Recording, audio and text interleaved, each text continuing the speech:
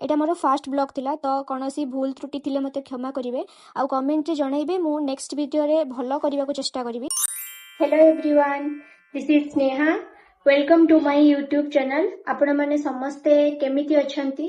आशा करूछि महाप्रभु को आशीर्वाद रु आपण माने समस्ते भलरे थिबे, सुस्थ थिबे। समस्त को रथ यात्रा रो हार्दिक शुभेच्छा और शुभकामना। समस्ते भलरे रुहंतु।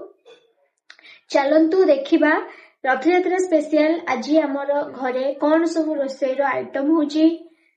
चलंतु। महाप्रभु को 56 भोगरु कानिका हेउची, सेति पई काजू, किसमिस, दालचीनी, पानमौरी, गरम मसला गुंड आउ बासमती चाउल जेमिति अन्न लागी न जाए सेति पई गोटे बड़ जागा नेबे।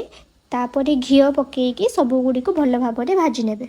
तापरे धोई रखिथिबा चाउल को दे देबे। तापरे गरम मसला गुंड, स्वाद अनुसार लूण, हळदी गुंड आउ गुड़ पकेइकी भल भाबरे गळेई देबे। तापरे यथेष्ट परिमाण रे पानी देई घड़ेई दबा। मझिरे मझिरे देखुथिबे जेमति अन्न तळे लागी न जाए। नेक्स्ट आइटम हेउची हरड़ डाली बरा तरकारी। वीडियो रे जेपरी देखुचंती सेमिति करी किछि समय फ्रिज रे रखंतु, तापरे ताकू छाणी नियंतु।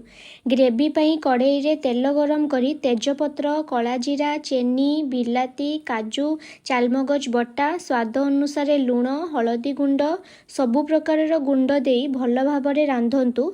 तापरे पुस्त बटा देबे आउ छाणी रखिथिबा आलू गुडी को मध्य देबे। आवश्यक अनुसार गरम पानी मिसाई किछि समय फुटांतु।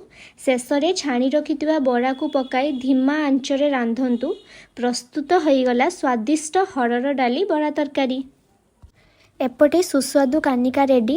सत्त कथा एते टेस्टी होइतिला जे मु एबे वीडियो एडिट करूची, मते एबे आउतरे खाइबा को इच्छा होची। तापरे नेक्स्ट आइटम थिला हमर साग तरकारी। तो जेती जे आपन पाखरे परिबा थिबो काटी नेबे। तापरे ऑयल, 5 फड़ंग, लंका, जीरा, अदा बटा सबु देकी छुंको देई देबे। गोटे सबु साग को देकी भल भाबरे छुंको दे देबे। तापरे मु मझिरे गोटे क्लिप नेते भूली जाइतिली, जेमती आपन करंती सेमती कर देबे। तापरे डाली तरकारी भी हेइथिला। तापरे माँ सुंदर भाबरे समस्त व्यंजन को प्लेट रे परोसी देले। मु आराम रे बसी सुस्वादु भोजन आनंद नेली। आउ रथयात्रा अवसर रे ए समस्त व्यंजन प्रस्तुति करा जाइथिला। सेथि पई ए पवित्र दिन रे पारंपरिक खाद्यर स्वाद ही किछि अलगा थिला। तो मु शांति रे खाई देई सोई पड़थिली। संध्या बेले आमे रथ टाड़ीबा पई बाहरी थिलु। पूरा दिनटा बहुत ही सुंदर से कटिला। वीडियोटी आपको केमिति लागिला प्लीज कमेंट रे जणाइबे। वीडियोटी को लाइक, शेयर एंड चैनल को सब्सक्राइब करिया को भूलिबेनी। एटा मोर फास्ट ब्लॉग थिला तो कौनसी भूल त्रुटि थिले मते क्षमा करिवे आ कमेंट रे जणाइबे। मु नेक्स्ट वीडियो रे भलो करबा को चेष्टा करबी।